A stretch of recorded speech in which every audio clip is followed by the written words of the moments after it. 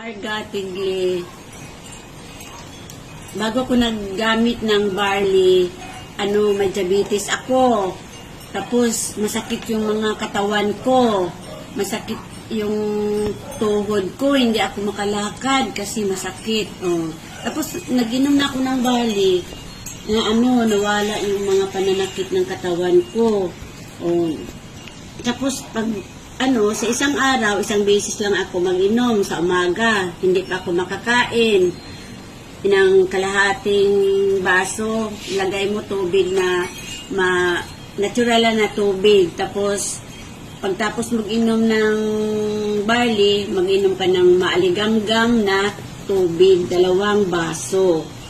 Tapos,